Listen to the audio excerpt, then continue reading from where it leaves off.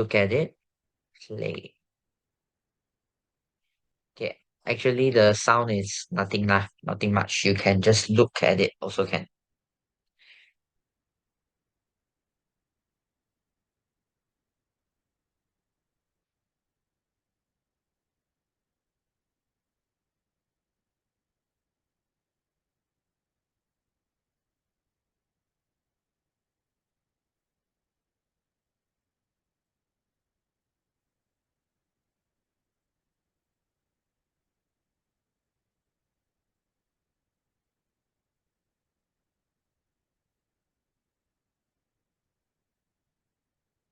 Okay. So, oops. So, let me talk one by one. So you can see initially, right? Initially, this is a okay. Initially, the we say this toy. Okay, this toy they have the steel marbles. All the steel marbles are on the two squares, the two small squares here. And then what happens? The person they go and shake it, shake it, shake it. Okay, shake to let all the steel marbles to go to the bigger square. So after they shake, okay, after this person shake, it will shake until it is all the steel marbles go to the bigger square here. So we can say by using this, the squares, okay, the steel marbles on the two smaller square, which is on A square and also B square, it will fall to the bigger square, which is C square. That's why you say the sum of squares of A square and B square, we will get our outcome to be equal to the area of the bigger square, which is C square. Okay, to illustrate to you. So, anyone got any problem for now? Any problem?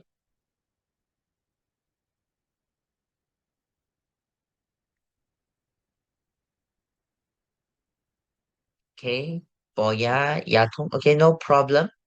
Okay, if you face any problem, can just say. Oops, another reply. Okay, Jami, also no problem. Very good. So, next one. So, oops, we continue with our slide. Okay, so we will look at 13.1.2. Okay, this is about to determine the relationship in between the sides of the right angle triangle. And then we use this to explain the Pythagoras theorem, in which we have done it just now, okay, by referring to a relationship. So basically, what the Pythagoras theorem is saying is all here. Okay, it's all here.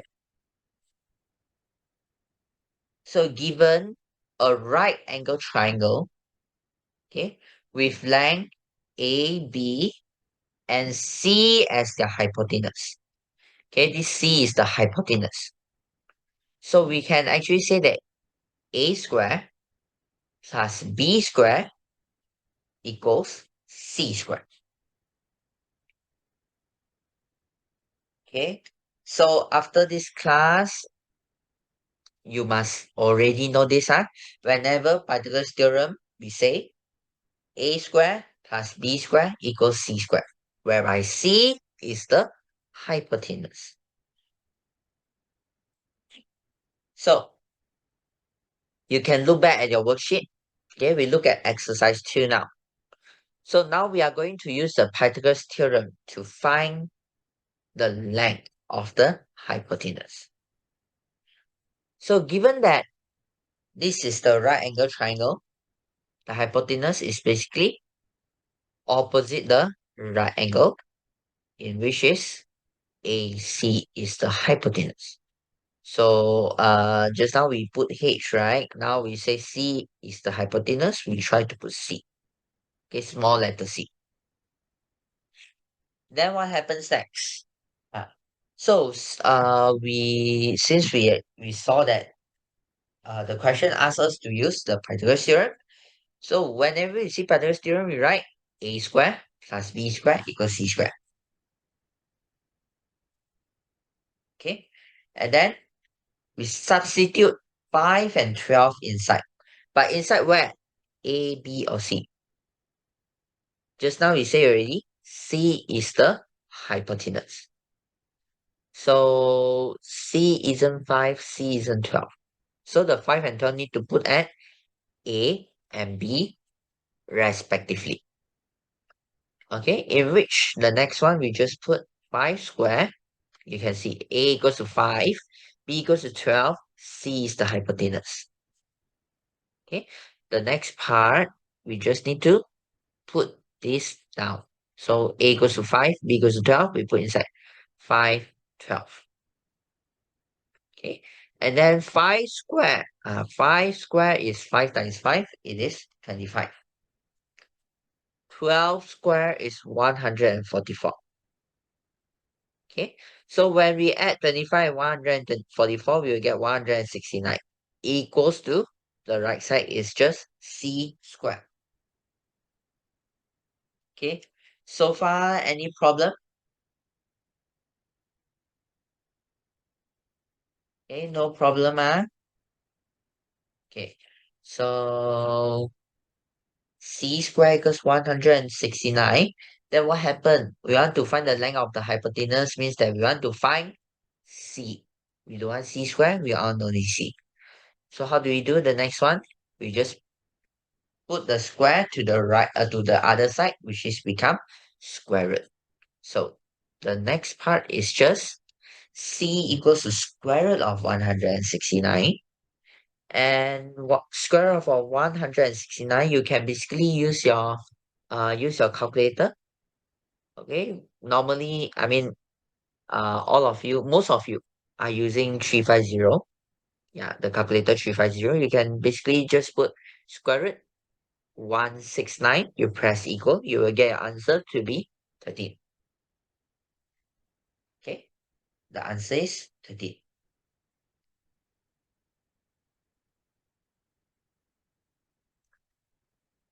Okay, so um, every one of you, please write this down into your worksheet. Okay, please write this down to your worksheet.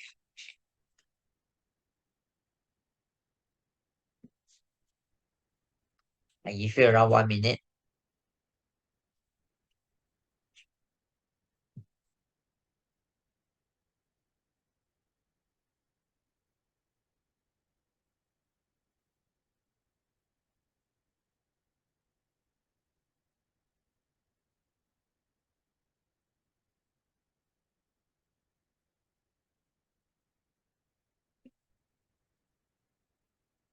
Okay, all 12 of you, do you have any problem?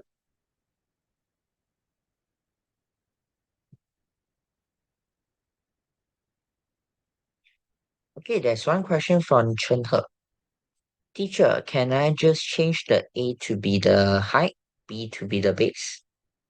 Yes, you can. Okay, so one thing you must know, A and B. Okay, A and B must be the adjacent side of the of the right angle. Okay, the hypotenuse must be the opposite of the right angle. Okay, this is the hypotenuse. And the AB is basically, okay, A and B here is basically the adjacent side of the right angle. Means that A can be on the left side, B on the right side, or A on the right side, B on the left side. Anyhow, it's all the same. So you can actually put A equals to 12, B equals to 5 here. You will still get the same answer. Clear?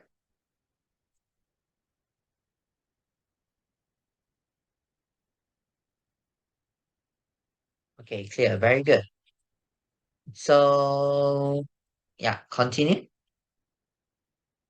Continue to copy this down. Huh?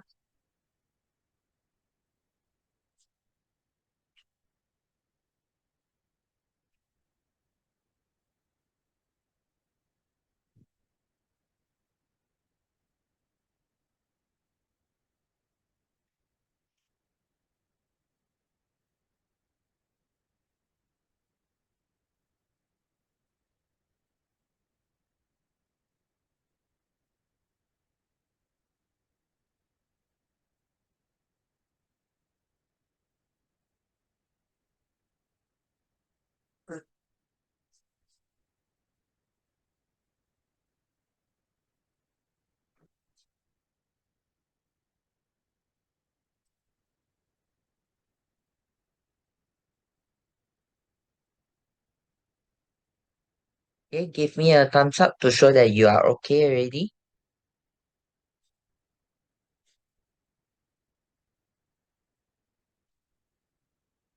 Okay, I see. Okay, all of you are okay. So we continue. Okay, good, good. Okay, so we continue. Question two. So question two is also the same. This is a right angle triangle, and then we have the adjacent side to be one is one. Another, this is actually square root three. Okay, square root of three. So you can, the first one, since you know this is Pythagoras theorem, you must write a square plus b square equals to c square. Okay, this is by default. Once you see Pythagoras theorem, you must know this a square plus b square equals c square. The next one, you need to determine 1 refers to what? Square root of 3 refers to what? So in this question, we write a equals to 1, b equals to square root 3. Then how about c? C is actually opposite the square. The right angle, sorry. Opposite the right angle, in which is the hypotenuse. So C is the hypotenuse. So we want to find the length of the hypotenuse, means we want to find C. So you just have to plug A equals to 1, B equals to square root 3 inside, in which you will get 1 square plus square root of 3 square. So 1 square is actually equal to 1. Okay, because 1 square equals 1 times 1. 1 times 1 equals to 1. Then we have square root 3 square. So square root and square, whenever we see square root and square together here, we can cancel off them. So it is equal to 3. And then equals to c square. So 1 plus 3 equals to 4. So what happens? We only want to find c, right? Just now we said.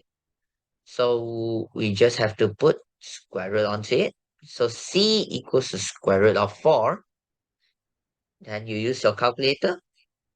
You can find your answer to be c equals to 2. Yes, Yatong, very good. C equals to 2.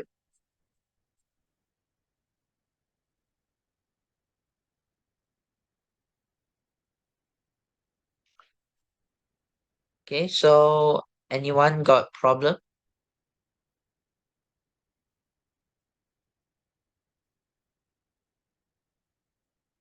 Okay, no problem.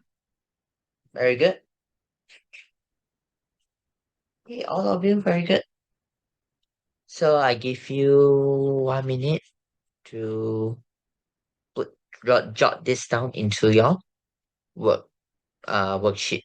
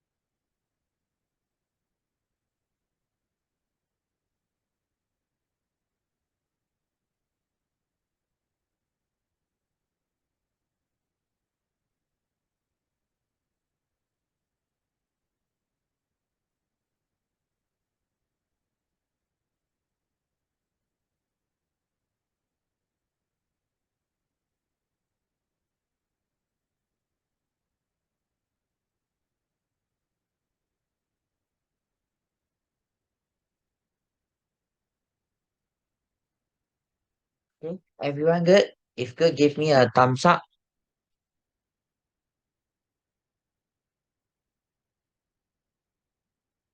Okay, all of you, thumbs, thumbs, thumbs. Remember to give thumbs, Yamin. Okay, very good. Finish. Okay, very good. So next one, we look at number three.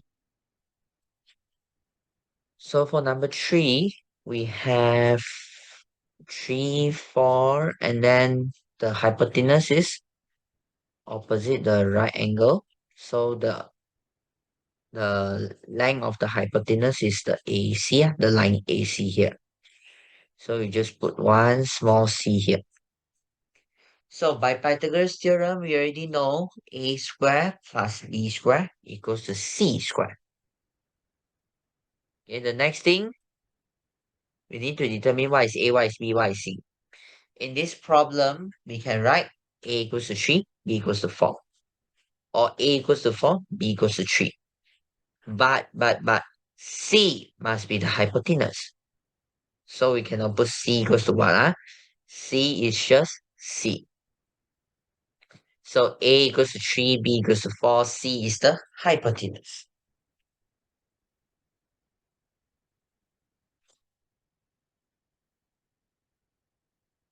And then we just put a and b, the value inside. So 3 squared plus 4 squared equals to c squared. And then 3 squared equals to 9, since 3 times 3 equals to 9. And then 4 squared is 4 times 4 equals to 16. And c squared, we just write c squared. And then 9 plus 16 equals to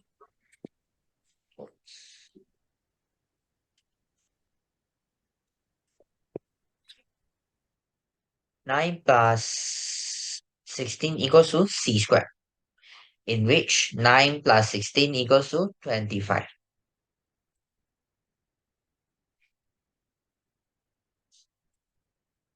Yeah, very good. So after we got c squared, what we want is not c squared. What we want is actually c, because c is the hypotenuse. So we just put c equals to square root of 25. And then just use calculator. Square root of 25 is equal to 5. So c equals to 5. Is everyone good at this?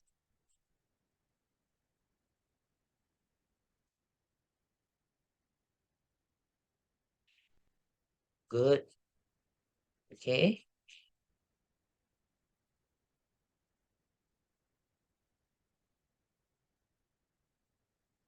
Okay, so everyone good? Then I give you around 1 minute to jot this down before we move on.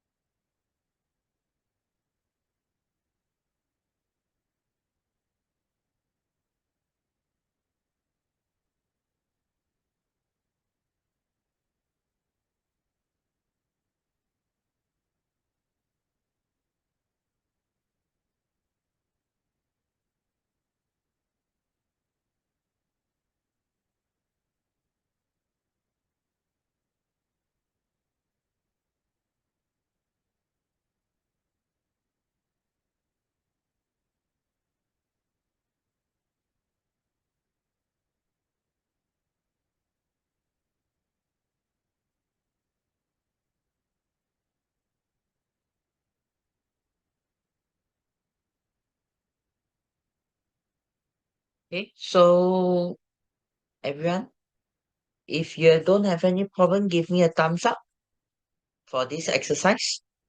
If you have any problem, or you don't really understand, you can actually give me other reactions to show it. Okay, I see. Good, good.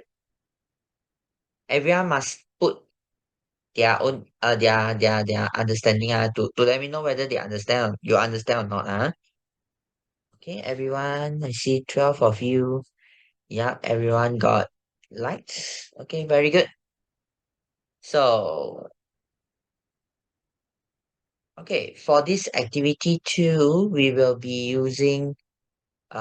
splitting 12 of you into three groups. Okay, one group, four people. And then you will be, each of the team lah. I will assign randomly, and each of your team you will go to different breakout rooms, and then there will be a tutor. Okay, there will be a tutor who will how do you say, who will guide you on this activity too. Okay, and then after this activity two is around 15 minutes. So after this activity two, you need to come back to the Zoom meeting for us to make a small conclusion. Okay, so I will be splitting the breakout rooms now.